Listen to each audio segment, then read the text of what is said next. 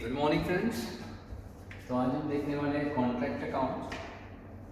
इसके पहले वाले जो वीडियो में हमने कॉन्ट्रैक्ट अकाउंट का बेसिक देखा था, आज हम उसी का एक प्रॉब्लम सॉल्व करके देखने वाले हैं। तो देखिए, मैं पहले क्वेश्चन आपको लिख देता हूँ यहाँ पर शॉर्ट में। Question number 1,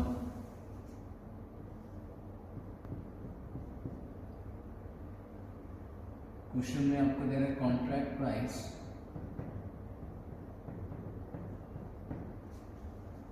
amount is 50 lakhs, contract price in rupees 50 lakhs, फिर कैश रिसीव दिया हुआ है आपको क्वेश्चन में, कैश रिसीव 18 lakhs, क्योंकि 90% है, 90% of work certified, work certified का कहते हैं 90%। Next is material, material at site on 31st March 2010, 30,000। Material eight site कितना है? 30,000 ऑन 31st मार्च को। डेप्रिसिएशन दिया है, डेप्रिसिएशन ऑन प्लांट, यहाँ पे directly depreciation on plant is 75,000। Plant की वैल्यू ना देते हुए क्वेश्चन में डायरेक्टली डेप्रिसिएशन दे दी। फिर work uncertified, work uncertified, work uncertified is rupees 1 lakh. Next is during the year the following expenses. अब एक्सपेंसेस दे रहा है कि ड्यूरिंग द ईयर कौन कौन से एक्सपेंस किए, तो मटीरियल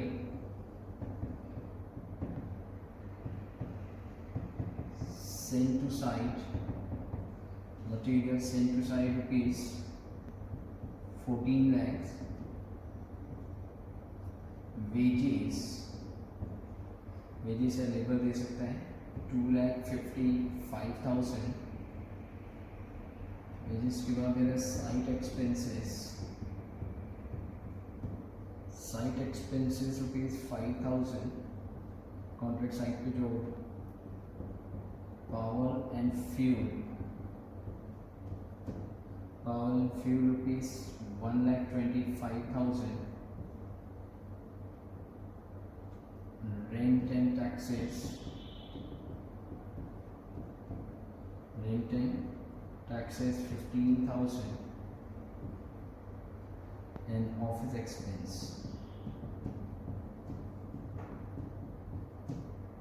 office expenses rupees 12,000। कहता है prepare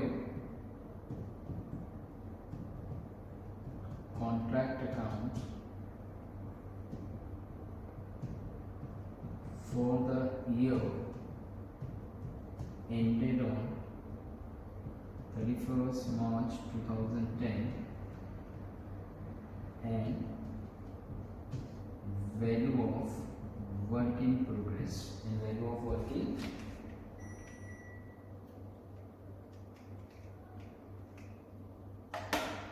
value of work in progress.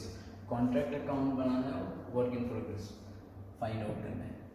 Format बनाने के पहले हम हेडिंग लिखेंगे। फर्स्ट लाइन में आप लिख दोगे in the books of, first line में क्या लिखेंगे आप? इन द बुक्स ऑफ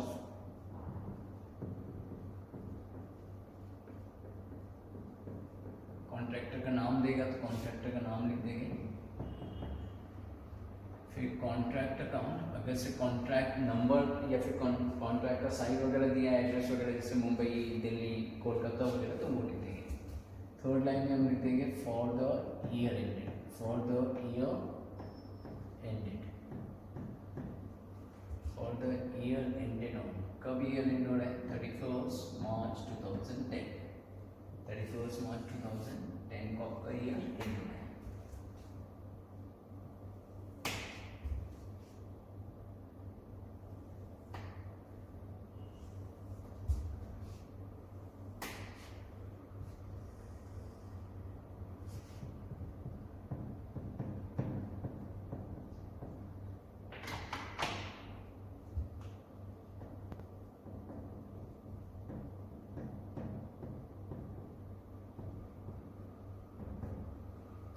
चलिए तो इसको सॉल्व करना शुरू करते हैं।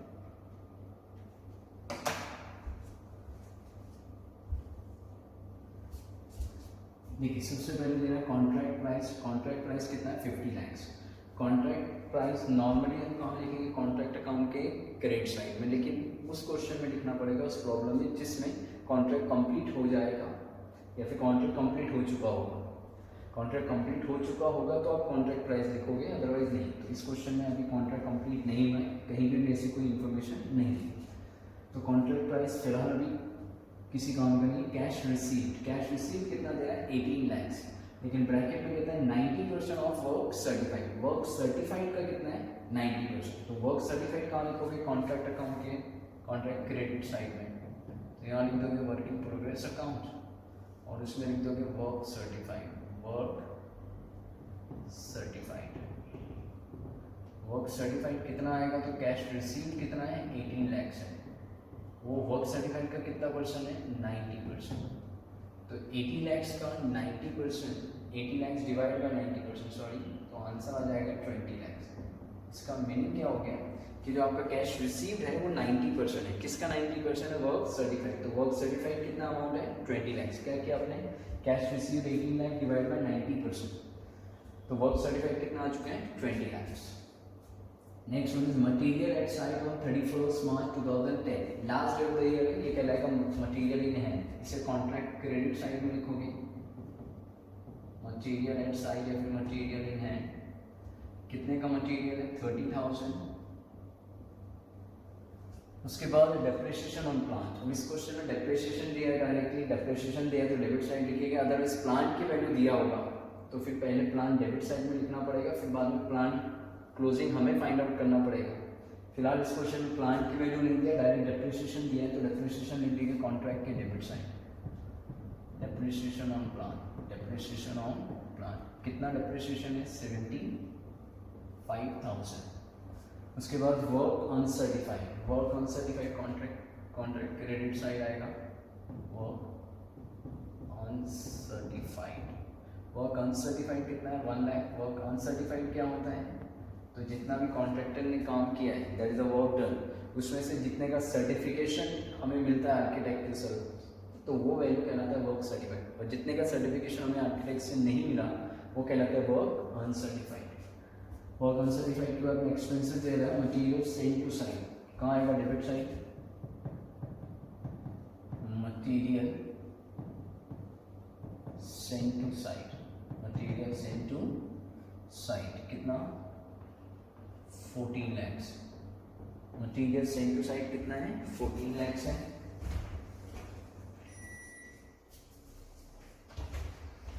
चलिए material send to site 14 lakh. Next one is wages. Wages आपको दे रहा है 2,55,000। वेजेस के बाद साइट एक्सपेंसेस, ये भी डेबिट साइड में जितने भी एक्सपेंस हो गए, site expenses 5,000। Next is power and fuel, expense है डेबिट साइड में लिखते जाएंगे power and fuel. Power and fuel is ₹1,25,000।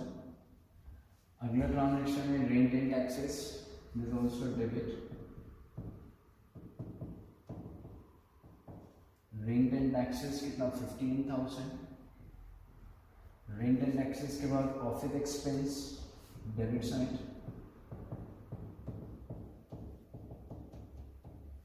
तो ऑफिस एक्सपेंस कितना 12,000। चलिए लास्ट हो गया था prepare contract and find out WIP। और तो कोई एक्सपेंस नहीं बचे हैं, अब हम कॉन्ट्रैक्ट करते हैं close.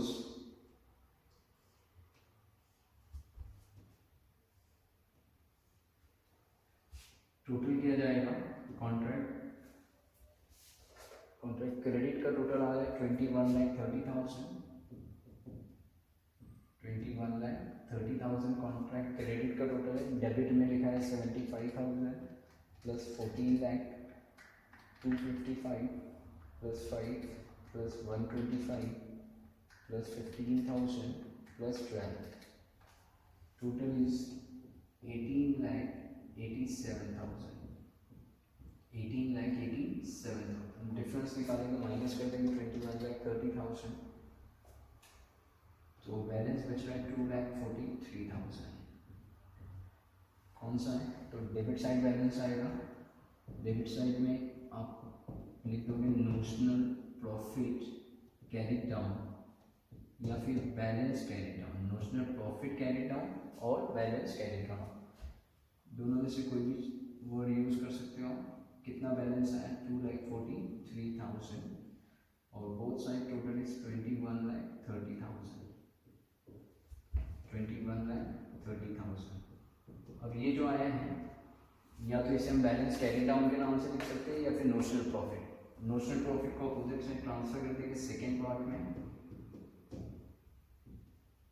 Notional profit brought down.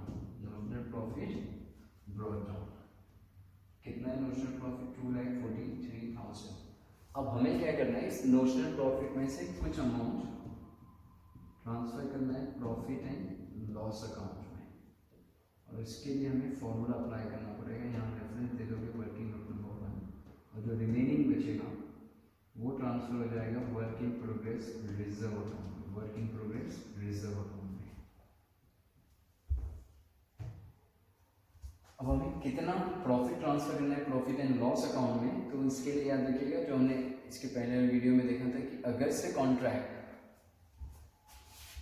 0 से लेके 25% तक के कंप्लीट है, 0 to 25, तो प्रॉफिट एंड लॉस में कोई भी अमाउंट ट्रांसफर नहीं होता है लेस देन।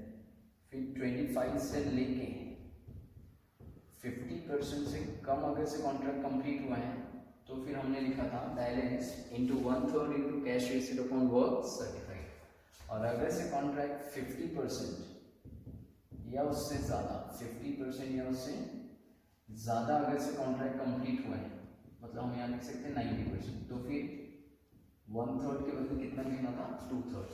0 to 25% तक के कॉन्ट्रैक्ट कंप्लीट है 25% तक, तो P&L में कोई भी बैलेंस ट्रांसफर नहीं होगा। ये पूरा 2,43,000 कहाँ लिख देंगे? Work in progress reserve account में। लेकिन अगर से कॉन्ट्रैक्ट 25% से लेके 50% से कम तक, मीन्स 25 to 49 कह सकते हैं, 25% से लेके 49% तक के कॉन्ट्रैक्ट कंप्लीट होगा, तो फिर हम 1/3 प्रॉफिट ट्रांसफर करेंगे। और 50% से लेके 90% ऑलमोस्ट कंप्लीशन तक के अगर से कंप्लीट हो चुका है, तो फिर 1/3 के बदले कितना? 2/3। तो अब हम अमाउंट फाइंड आउट कर लेते हैं कि प्रॉफिट एंड लॉस में कितना अमाउंट जाएगा। तो फॉर्मूला लिखा था आपने, बैलेंस इंटू 1/3 आएगा या 2/3 आएगा। तो चलिए एक बार चेक कर लेते हैं कि कितने परसेंट कॉन्ट्रैक्ट कंप्लीट हुआ है। अब कॉन्ट्रैक्ट कंप्लीट कितना हुआ है? तो percentage of completion, percentage of completion. क्या करोगे? कॉन्ट्रैक्ट वर्क सर्टिफाइड कितना है? 20 lakhs। वर्क सर्टिफाइड कितना है? 20 lakhs। और कॉन्ट्रैक्ट प्राइस देखिए क्वेश्चन कितने दिया था? 50 lakhs। तो 20 lakhs divided by 50 lakhs into 100, तो ये आएगा 40% आता है। ये आपका आंसर कितना आता है? 40%। कितने परसेंट कॉन्ट्रैक्ट कंप्लीट हुआ है? 40%। मतलब कितना ट्रांसफर होगा? 1/3। अगर से 50% या 50 से ज़्यादा होता तो कितना? 2/3। फिलहाल अभी 1/3 balance into 1/3 into cash receipt, cash receipt upon work certified. Balance and notional profit कितना आया आपका? 2,43,000 into 1/3 into cash receipt 18 lakh है, divided by work certified is 20 lakh।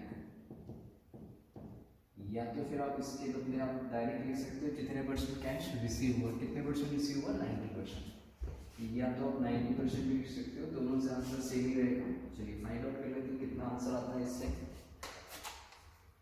तो 2,43,000 into 1/3 into cash receipt 18 lakh divided by 20 lakhs, तो ये आ रहा है 72,900। 72,900 एक बार फिर से कैलकुलेट करते हैं। 2,43,000 इंटू 1/3 इंटू 90% किया तो भी आंसर वही रहेगा 72,900। तो 72,900 जाएगा प्रॉफिट एंड लॉस में। और अब हम क्या करेंगे? 243 में से 2,43,000 में से माइनस कर देंगे 72,900, रिमेनिंग इज 1,70,100। ये जाएगा work in progress reserve account में। ये कहाँ जाएगा? Work in progress reserve account में। तो ये चीज़ याद रखिएगा कि अगर से 0 से लेके 25% से कम तक कॉन्ट्रैक्ट कंप्लीट है, मीन्स यहाँ पे लिख सकते हो आप 24%, 0 to 24% अगर से कॉन्ट्रैक्ट कंप्लीट है तो पीएनएल में कोई भी अमाउंट ट्रांसफर नहीं होगा। 25 से लेके 50% से कम अगर से कॉन्ट्रैक्ट कंप्लीट हुआ है तो 1/3 आपको लिखना है, और 50% या उससे ज़्यादा कॉन्ट्रैक्ट कंप्लीट हुआ है तो फिर 2/3 लिखना है। क्लियर? एक चीज़ और हमें फाइंड आउट करनी थी, value of closing WIP, value of closing WIP। चलिए मैं इसे लिखा देता हूँ यहाँ से, सेकेंड वर्किंग लिख लेते हैं, value of work in progress, value of work in progress. तो आप लिखोगे पहले यहाँ पे work certified, work certified is 20 lakhs। फिर जितना वर्क अनसर्टिफाइड है वो भी ऐड कर दो, फिर work uncertified is 1 lakh। Total जो हमने काम किया है दैट इज 21 lakh।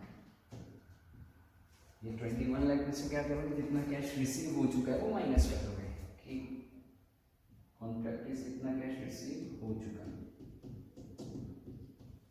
तो कैश रिसीव इज 18 lakhs और माइनस कर दोगे ये वर्क इन प्रोग्रेस रिजर्व में जितना पैसा आपने रिजर्व करके रखा है कि अगर से फ्यूचर में कुछ लॉस वगैरह होता है तो उसके लिए भी आपने कुछ रिजर्व कर दिया है। WIP reserve account 1,70,100, value of work in progress कितना आएगा आंसर? तो 21 लाख माइनस 18 लाख यानी 3 लाख बचेगा, माइनस 1,70,100, 129,900। अगर से इनके बैलेंस शीट बनानी पड़े तो ये वर्क इन प्रोग्रेस आप बैलेंस शीट के एसेट साइड लिख दोगे। क्लियर? Thank you.